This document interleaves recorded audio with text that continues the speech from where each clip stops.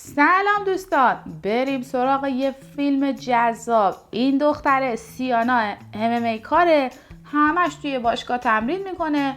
یه خواهرم داره اسمش بسه. یه روز که بیرون رفته بوده با خواهرش و دوستشون برنت، توی خیابون یه پسر جذابی رو میبینه به اسم جک. همچی توی نظر اول دلو میده و قفلی میزنه. پسرم ازش خوشش میاد و دوست میشن. جای خوبش اینجاست که میفهمه جک هم مثل خودش MMA کاره.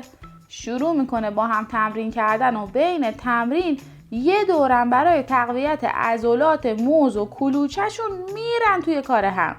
سیانا هم خیلی خوشحال بوده، انقدر که حس میکرده توی رویا داره زندگی میکنه. توی یه مبارزه‌ای پای جک میشکنه و دکتر بهش میگه دیگه نمیتونی مبارزه کنی تا یه مدت. جک ناامید میشه از زندگی، ولی سیانا ولش نمیکنه، مراقبشه و همچنان باهاش مبارزه میکنه و یه کاری میکنه که بعد چند ماه برگرده به همون جک سابق. یه روز که داشته میرفته خونه، به اونجا یه سر و سامونی بده، در رو که باز میکنه میبینه جک بیشرف داره خواهر بیشرفشو میکنه. واقعا قلبش میشکنه، از خونه میره، جایی هم نداشته میره توی باشگاه میخوابه. چند روز میگذره و میگه کون لق جک بیشرف، تصمیم میگیره زندگیشو عوض کنه. میره دانشگاه درس بخونه. برنت تو سر کلاس میبینه و بهش میگه چی شده، جک با خواهرش چی کار کردن. حالا خودش هم جایی برای موندن نداره. برنت هم بهش میگه یه پسره هست خیلی اخلاقش عجیب غریبه، تنها توی یه زیرزمین زندگی میکنه، برو اونجا بگو که آشنای منی، شاید قبول کنه باهاش زندگی کنی.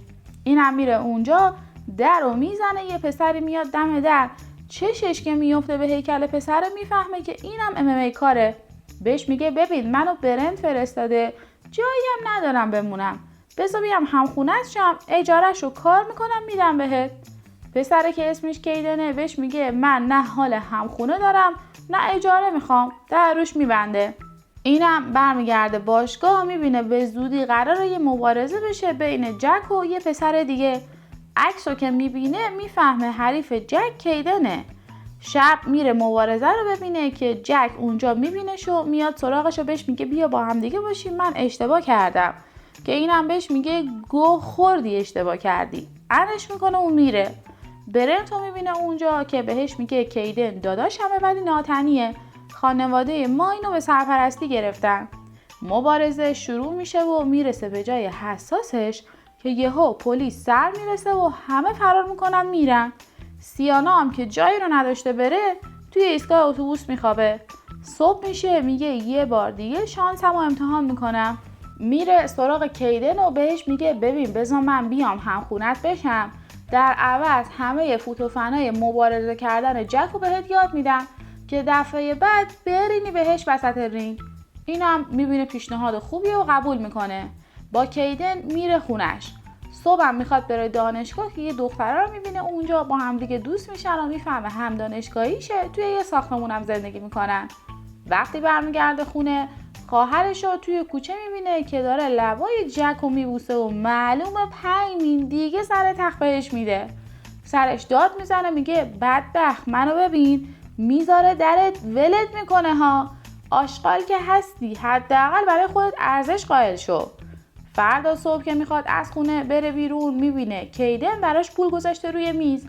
میره باشگاه سراغش و میگه ما با هم دیگه قرار گذاشتیم من بهت حرکتای جک رو یاد بدم، تو بهم جا بدی، پول کی خواست ازت، دیگه پول نذاری برا ما. بعد از باشگاه با هم دیگه میرن رستوران که کارا میبینشون و بهشون میگه ای شما با همین؟ که سیانا میگه من دیگه هیچ وقت با هیچ فایتری نمیرم توی رابطه، یکیشون درم گذاشت هنوز جاش زخمه. از فردا شروع میکنن جدی با هم تمرین کردن. سیانا که میره باشگاه بهش میگن خواهرت کارت داره اومده بود سراغت. سیانا هم محل نمیذاره و میره سراغ تمرین که خواهرش میاد دوباره، میخواد باهاش حرف بزنه که باز سگ محلش میکنه میره. کیدن میره پیشش و بهش میگه مهم نیست چی شده، خانواده مهمترین چیزه، خواهرتو ول نکن. شب سیانا که میخوابه یه خواب رمانتیک میبینه که والا ما هم دلمون خواست. خواب میبینه همزمان با جک و کیدن داره میلاسه و میده و عشق بازی میکنن. میرسه به اوج که کیدن بیدارش میکنه میگه پاشو بریم تمرین کنیم، مبارزه نزدیکه. که اینم میگه من ریدم وسط کلت، الان موقعش نبود بیدارم کنی. بعد از تمرین کیدن بهش میگه چرا تو فایت نمی کنی؟ سیانا هم میگه جک همیشه بهم میگفت که تو مبارز نیستی، تو مربی خوبی هستی. منم به خیالش شدم.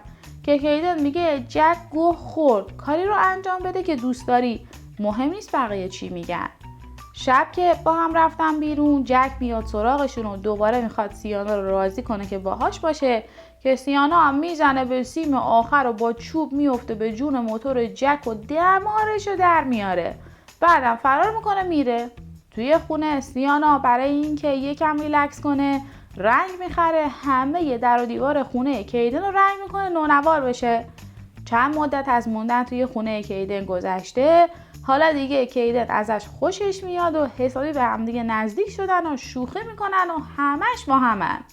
یه روز که با کیدن رفتن رستوران، یهو برای اولین بار به تتوی روی دست کیدن دقت میکنه. بهش میگه این زنه کیه؟ که کیدن میپیچونه و جواب نمیده. سیانا هم ناراحت میشه، میگه چطور تو همه چی رو توی زندگی من میدونی ولی خودت هیچی نم پس نمیدی؟ کیدن هم ول میکنه میره، ولی بعدش میره دنبال سیانا و بهش میگه من نمیخوام درگیر زندگیم بشی، تو خیلی خوشگل و قوی هستی، حیفی واسه من. که سیانا بهش میگه هیچ کدوم از اینایی که گفتی مهم نیست و لباشو میبوسه. میرن خونه و کیدن بالاخره کارشو میسازه. فردا صبحش کیدن بهش میگه دوستت دارم و میخوام بقیه زندگیمو باهات باشم و رابطهشون جدی شروع میشه.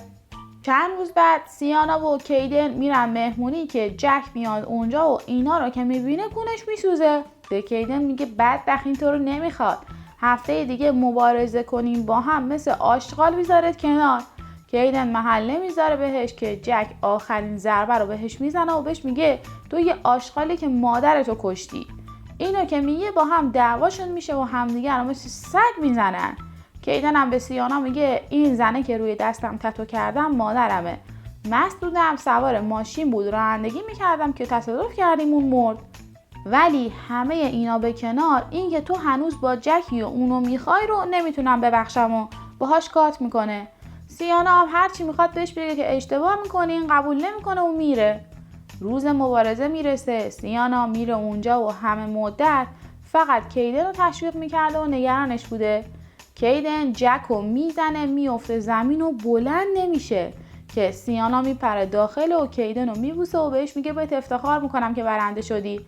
همه هم تشویق میکنن که یهو جک پا میشه میخواد بزنه توی صورت کیدن که مشتش پر قدرت میخوره توی صورت سیانا که میفته کف زمین. میبرنش بیمارستان و کیدن همه مدت بالا سرش بوده تا به هوش بیاد.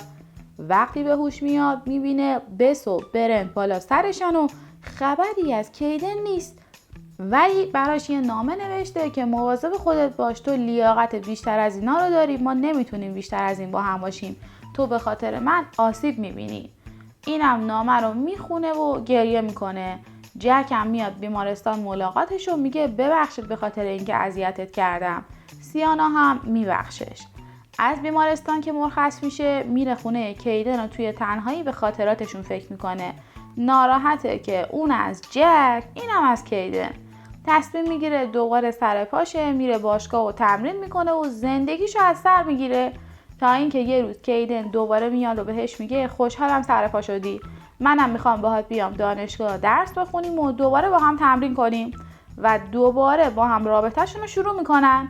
فیلم اینجا تموم میشه. امیدوارم دوست داشته باشید. لایک و سابسکرایب چنل یادتون نره. دوستتون دارم.